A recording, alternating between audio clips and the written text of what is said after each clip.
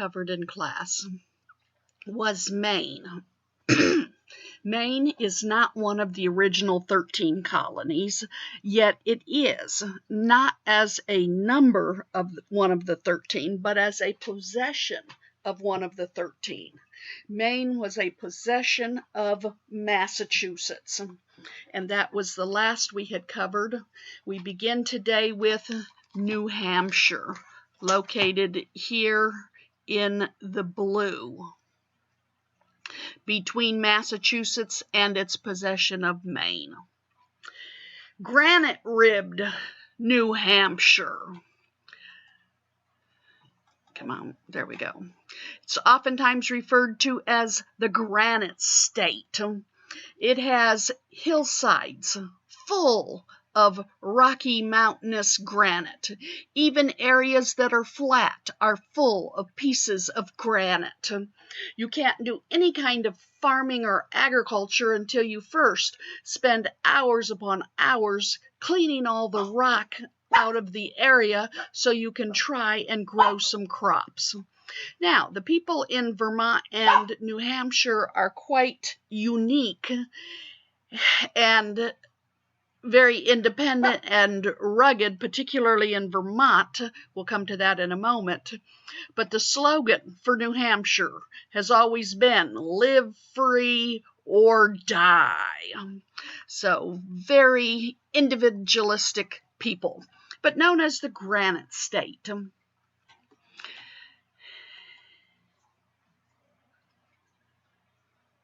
She sprang from the fishing and trading activities along her narrow coastline, and narrow it is.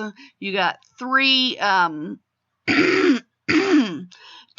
the main towns of New Hampshire, all right there in close vicinity to the water, where fishing, trading could occur, shipbuilding, all that type of thing. She was absorbed in 1641 by the Massachusetts Bay Colony under a strained interpretation of her Massachusetts charter. So she says, I not only have Maine, vroom, I now take over New Hampshire as well. The king, though, was annoyed by this display of greed, and he arbitrarily separated New Hampshire from Massachusetts in 1679 and made her a royal colony. So Massachusetts is a charter colony who took their charter to the New World with them, where the king is not so able to observe and know what is going on in their regular meetings about their colony, but New Hampshire will be taken away and is a royal colony. Granite-ribbed New Hampshire. Like I said, it doesn't matter where you live in New Hampshire. There are rocks everywhere. And so it was not uncommon for the farmers, you got to clear the rocks off of your field where you don't want to take them too far. And so they would use the rock as walls in between my field and your field, or even maybe dividing up one of their fields. Yes, there is rock everywhere, and this is the Keystone Rock. This is the Keystone Rock. We'll talk about that in just a little while. But I'm wanting to point out to you on an arch, the keystone is the topmost piece. Fences made, no matter how tall, short, out of the rock. Everywhere is rock. Now here they have rather wisely used the rock in that whether this is a house or a storage area for items, building material you have which does not decay is rock, and so you can very quickly and easily build things made out of rock. Granite Rib, New Hampshire.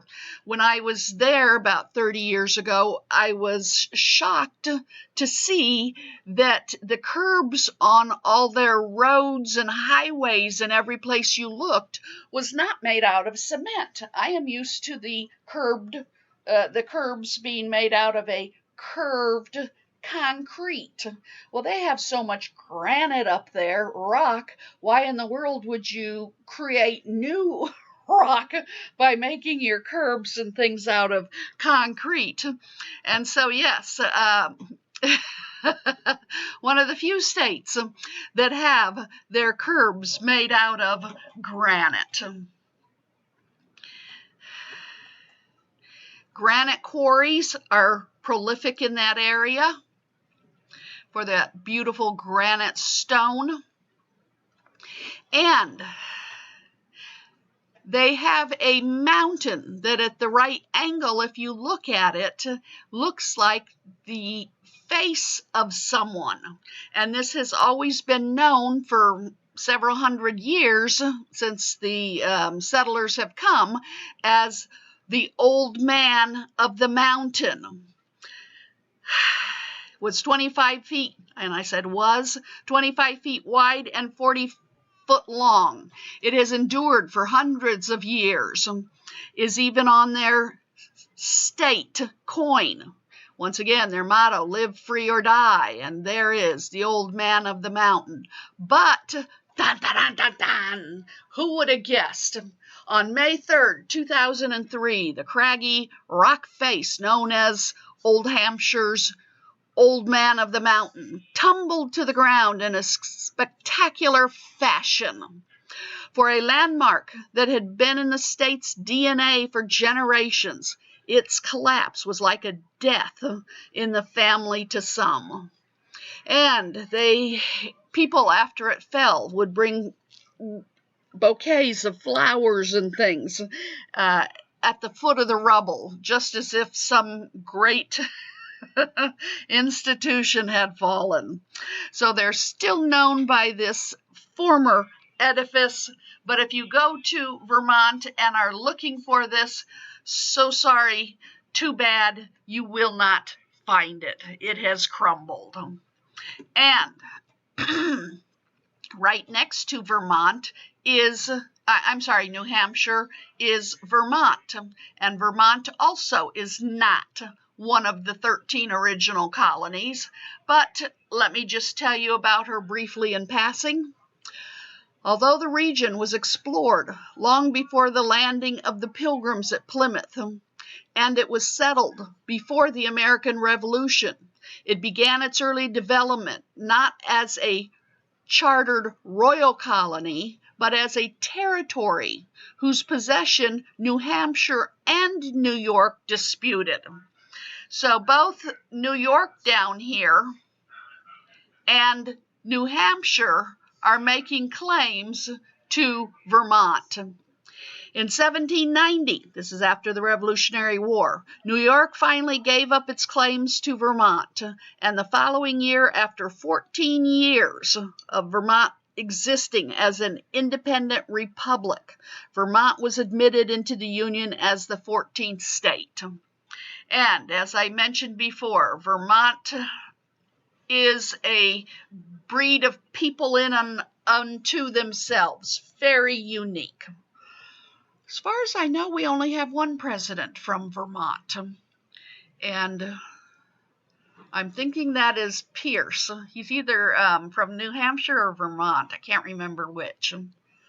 But and the Vermont, which is not one of the 13 colonies, they are known as the Green Mountain State. Freedom and unity is also their motto, their saying. And of course, what are they doing here? They are harvesting maple syrup from maple trees. And we move to New York. The Dutch East India Company seeking greater riches, employed an English explorer, one Henry Hudson. Disregarding orders to sail northeast, he ventures into Delaware Bay and New York Bay in 1609.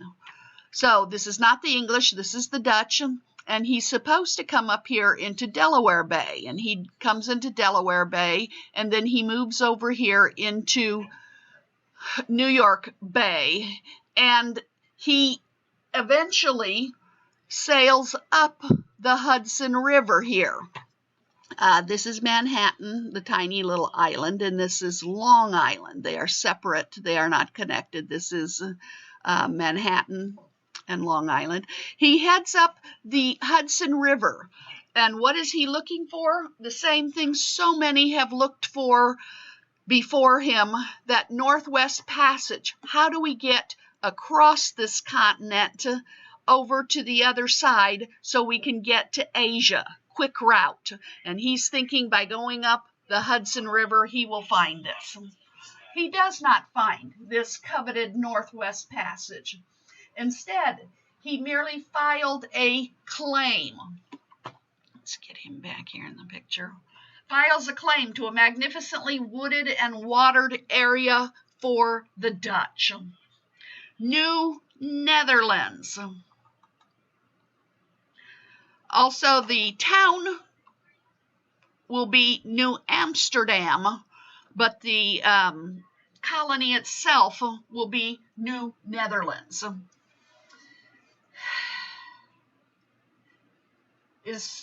New Netherlands begins on the beautiful Hudson River area.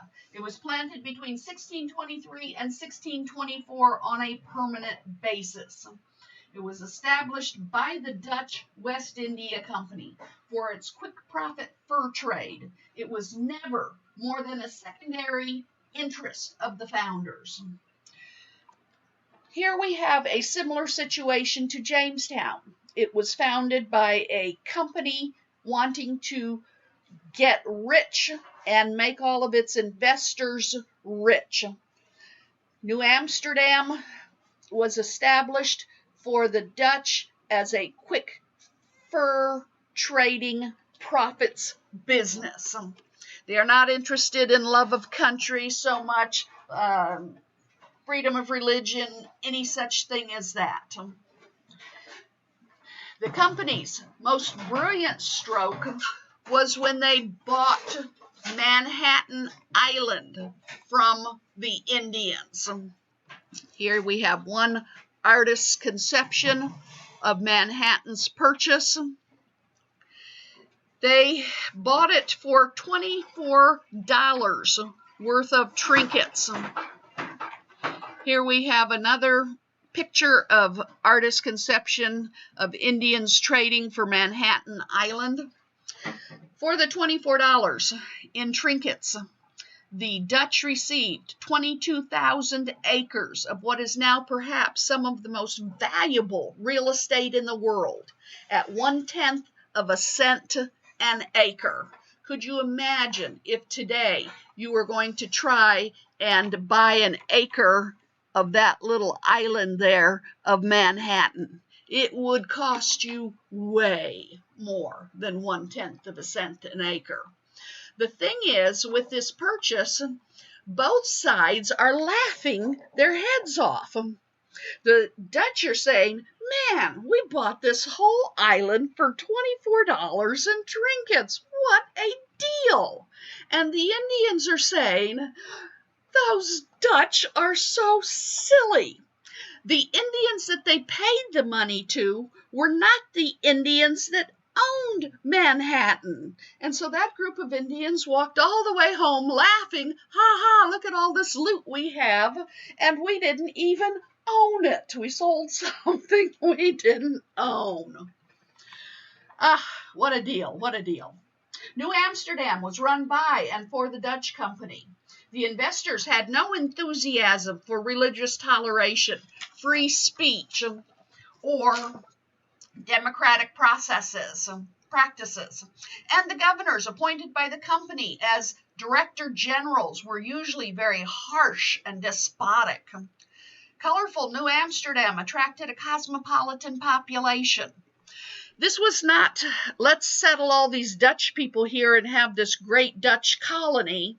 It was mainly, let's have an area we control big enough to use as a center for fur trade. You bring your Indians, you bring your furs here, we'll trade you things for your furs, and the furs go back to Holland, where Europe is fascinated with the American furs. So they had no interest in settling it with just Dutch people. Anyone who would come and help out the Dutch company was welcome. A French Jesuit missionary visiting in the 1640s noted that 18 different languages were being spoken in the streets of New Amsterdam. So let me tell you, they came from everywhere to settle in New Amsterdam. The Indians, infuriated by Dutch cruelties, retaliated with horrible massacres. So the Dutch were despotic and cruel, and the Indians retaliated. As a defense measure, the hard-pressed settlers on Manhattan Island erected a stout fortification to protect from Indian attacks. So this is one end of Manhattan Island where the Dutch have settled, made New Netherlands, New Amsterdam here. You can see they cut in some waterways even, quite fancy here, but they could see if the Indians were going to attack from the coast. This is where the Indians would probably attack, and they would not be as ready because this was all forested at that time. And so they create a stout fortification around their property. Hang on, I just moved that picture. There, I got it back. Yeah, there I got it back where it belongs. A stout fortification here around their New Amsterdam. This is a picture of Peter Stuyvesant. Peter Stuyvesant is the governor who is ruling New Amsterdam. And anytime you see a picture of Peter Stuyvesant, you will see his peg leg, and he always had a cane that he used on that side for probably balance. But here he's pointing to that stout fortification. Now, I think that this is not quite accurate. Instead, it would have been much taller. This has since become one of the most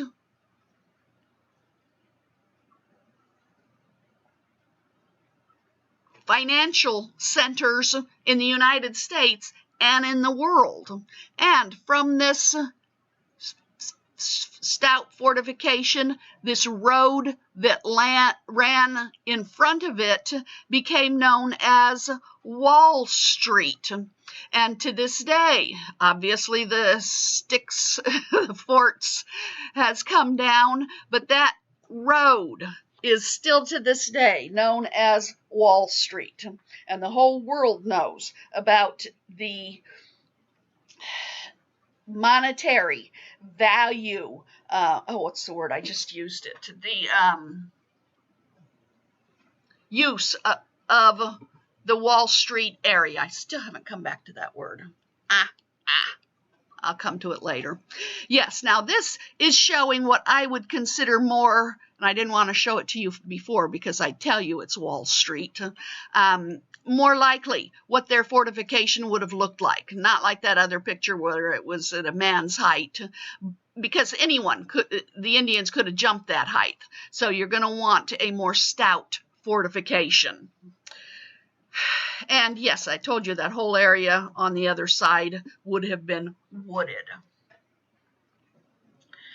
The Swedes, in turn, trespassed on Dutch preserves from 1638 to 1655 by planting the anemic colony of New Sweden on the Delaware River. And here you have the Delaware River. Well, that colony of the Swedes did not last very long. Resenting the Swedish intrusion on the Delaware, the Dutch dispatched a small military force. Come here. Commanded by Peter Stuyvesant. The main Swedish fort fell after a bloodless siege, whereupon Swedish rule came to an abrupt end. The colonists were absorbed into New Netherlands. So, you have Spanish who are settling in the New World, you have the Portuguese, you have the English, you have the Dutch, you have the Swedes. Well, in North America, we have now eliminated, or should I say the Dutch have eliminated the Swedes. And so we're down to the Spanish, the French, the English, and the Dutch. But the days of the Dutch on the Hudson were numbered also, because the English regarded them as intrusions. And in 1664, about 10 years later, after King Charles II had granted the region to his brother, the Duke of York. Oh my, what a fine dandy this one is. Yes, the Duke of York was granted this territory. A strong English squadron appeared off the shores of New Amsterdam. Once again, Peter Stuyvesant, and there you see him with his peg leg, and here you see another artist rendition with his peg leg. Peter Stuyvesant, short of all munitions, was forced to surrender without firing a shot. New Amsterdam was then renamed New York after the Duke of York. So they have very little supplies to hold out, and he says, hey, I'll surrender before even shooting on good terms. Interestingly enough, of that small grouping of Dutch settlers, most likely stayed, did not go back to Holland, even though the colony was now under English rule. 3 of our presidents trace their ancestry back to pre-English time periods of when the Dutch owned New Netherlands. And our 3 English presidents, the first one, his name is so Dutch you can't miss it. If in class I'd make you guess this, but Martin Van Buren. Martin Van Buren. You don't get any Dutcher than Van Buren. And the other 2 are from New York, and they are related. They are cousins, 5th cousins of each other. Yes, Teddy Roosevelt and Franklin Delano Roosevelt trace their ancestry back to the Dutch. So, hey, the Dutch may have died out as a colonizer, but their people remain and permeate United States presidency. Another thing we get from the Dutch. Around the world, we are known as Yankees. Yankee Doodle Dandy. Yankee go home. Yankee we love you. Yankee we hate you. We are Yankees. This came from the Dutch, who briefly occupied the New York area. And the Dutch looked with derision upon their English settlers, who were neighbors in the other colonies. They just didn't feel they were up to snuff of the Dutch. The Dutch didn't matter what you wanted, the Dutch could do it better. They farmed better. Their houses were cleaner. Their way of life was better. It didn't matter if it was Dutch versus English, the Dutch was better. Cheese has to be aged. It has to ripen. It has to mature. When cheese is first made, it is usually not immediately sold. Some kinds are, but you look at the packaging, aged cheddar cheese. Most cheese needs to sit a while and ferment. And so the Dutch would refer to the English as young cheeses, meaning they were not fully mature, ripened. And that term for young cheese in Dutch was young kesses. And so they would refer to their neighboring Englishmen as young kesses. You're just young cheeses. You're not up to the full abilities yet. And to this day, we are known as young kesses, which is Yankees. And the term of derision we take now as a term of pride in referring to ourselves as Yankees. So for those of you who always wanted to know, how did Americans get called Yankees? Well, it happened in the 1600s by the Dutch colonists calling us young cheeses, immature. And here we have the New York license plate. No, we are known as the Empire State. Not we, they are known as the Empire State. And Gateway to Freedom. I am assuming that that is referring to the fact that so many immigrants came into the United States through Ellis Island, past the Statue of Liberty. That was the gateway to freedom. Once in New York and past the immigration, you were free to go wherever you wanted in the United States. It rather surprises me that in this picture they do not have Manhattan Island. They only have Long Island. Where is Manhattan Island? Interestingly enough. And our next topic will be Pennsylvania and the Quakers. We will take a break here now.